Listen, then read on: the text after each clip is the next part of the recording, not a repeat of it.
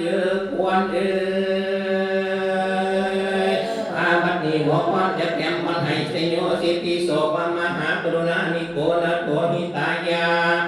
สัพพปานินังปุเรตวาปาลมีสัมภปโตสัมโพธิมุตตมังวัลังเอเตนะสัจจวาเสนา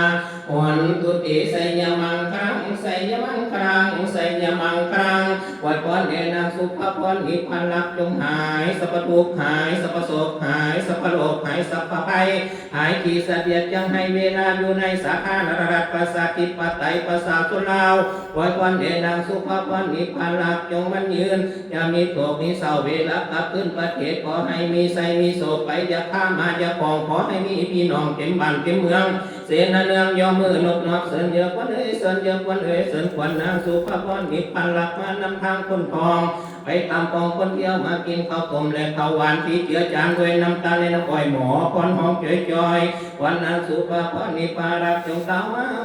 มาเยือนควรเอ้ยวันสุภาพรนิพพานหลักเดินทางเมืองวัดของสักทั้งทองวันอยู่ขอให้ลูกหลับได้เงินคำแก้วสุภทานอันว่าโจรมันหายสัตว์ตัวเอ๋ยจะได้มาบางเบียดเสริญควันหัวแจมเจ้าเขาอยู่จอมเกตเขาให้ยืนมันห้อยรักษา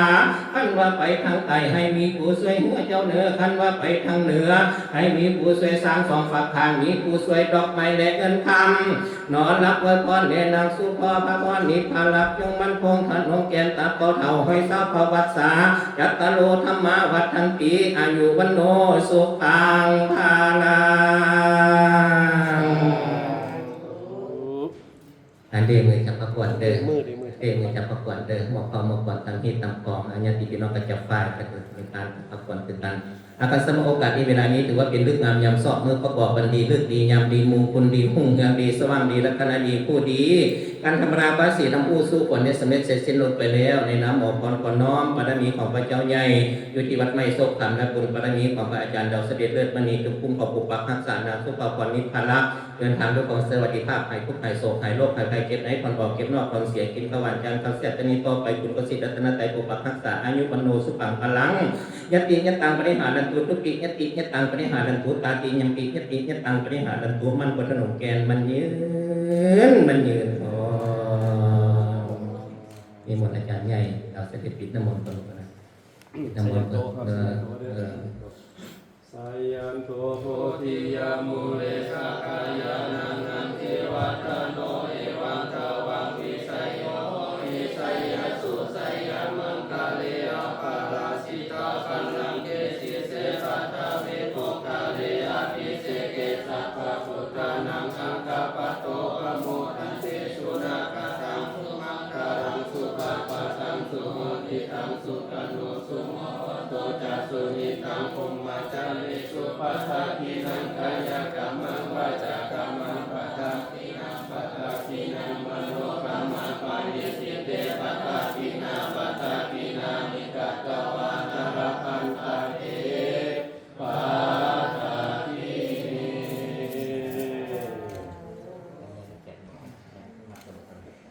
มาพรกันมาพรเป็นสิ่งไฟเข้ามาไว้กันจะไฟ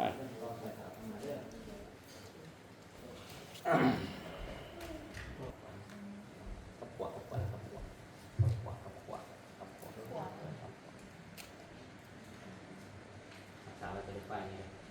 ถ้าเป็นไฟก็ออกเลยวันนี้เราจะเจ็บยังไงพุทธคุณนังธรรมคุณนังสังฆคุณนังพุทธะรักษาธรรมะรักษาสังฆรักษาที่สิทธิวิธีประกันเจริญตั้งแต่พุทธะมะพุทธโมพุทธายะวิรัตโยนิรโกนยังวิรัหิงสาวิรัตสีวิรัตสาวิรัติทิโยพุทธะมณีนามพุทธะสวังโหมฟานิไฟพระเจ้าข้าพระองค์ผู้สังโฆโกนาธรรมโนกัสโกกัตโมอริยเมตเตโย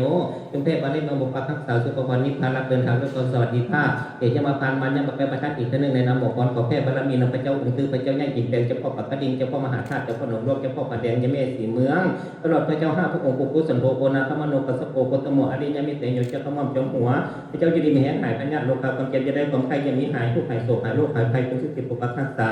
แล้วลูกผู้สนอันใดที่เจ้าสะสมมาบุญกุศลมาค้ำมาสู่ให้เจ้าจะดีมีแห่งหายปัญญาโลกามีความเจริญอายุวโนสุขังพลังมันพระหนุ่มแกนมันยืนสามีเป็นสามีเป็นมันทางนั้นนั่งที่ขนาดเจริญมันทางนั้นเรา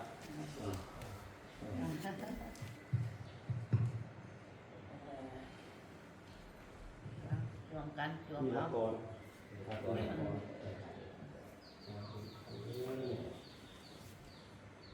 จะเลือกไฟฟ้าออกจะเลือกเส้นที่ออกไปเติมไฟสิ เป็นยูราเป็นยูราละ นักสักขะปุณณพุทธหักษาธรรมหักษาสังฆหักษากิตติสิกขิบินดีปตังกิรณัตตัญจพุทธมะอะอุนะโมพุทธัญญะวิรัตโยวิรโคนัญญวิรหิงสาวิรัตสีวิรัตสาวิรอิทิโยพุทธัสสะมณีนามาพุทธัสสะสวะโหมคุณพระศิรัตนไตรเจ้าสัมปการพระพุทธเจ้าพระธรรมเจ้าคุณพระสังฆเจ้าเลยเข้ามาห้องมาปุปปักรักษาให้เจ้าจะได้มีหายปัญญาโลกความเจ็บจะได้ของใครยันมีปิตโสกตะลับปีใหม่เราใกล้จะมหามาถึงให้เจ้ามีความสุขกายสบายใจอายุวันสุขขังพลังมันพัฒนาแกนมันยืนพอมากระสงเข้าเลย ข้ามัดก่อนยังจักลูกเดี๋ยวนี้นะพระอาจารย์ยังจักลูกเดี๋ยวนี้นะ โอ้หลาย ลูกน้อยนะ ดูน้อยหลาย ตะกี้หลาย นั่นสิเข้าไม่อยู่ ที่เข้ามาอีกบอก นี่ข้างหลังเป็นสิเข้าไม่ โอ้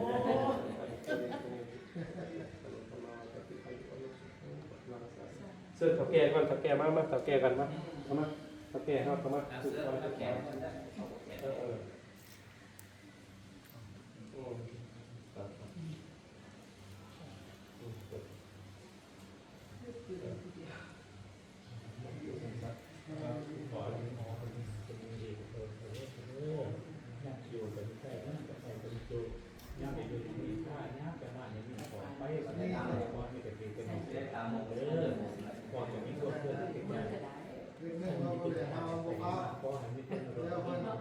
เดียวจะเกิดกับมันเกี่ยวกับว่าใครจะให้คนเกิดคนกินจะรู้ยังไงที่หลังที่เกิดออกฟ้าเวลาจะเดินไปหาเพราะมันคนห้องก็อยู่เป็นออกมาต่อเห็นต่อเลยว่าก็คือการใช้ค่าจากปากไปเป็นอย่างไรเพราะว่าคนนั้นคนไหนจะไปเป็นคนเดินเด้อก็เป็นบุญก็แต่แสดงก็ทุกประแก่ของปากอากาศ แจกนี่นะลูก เมื่อเขา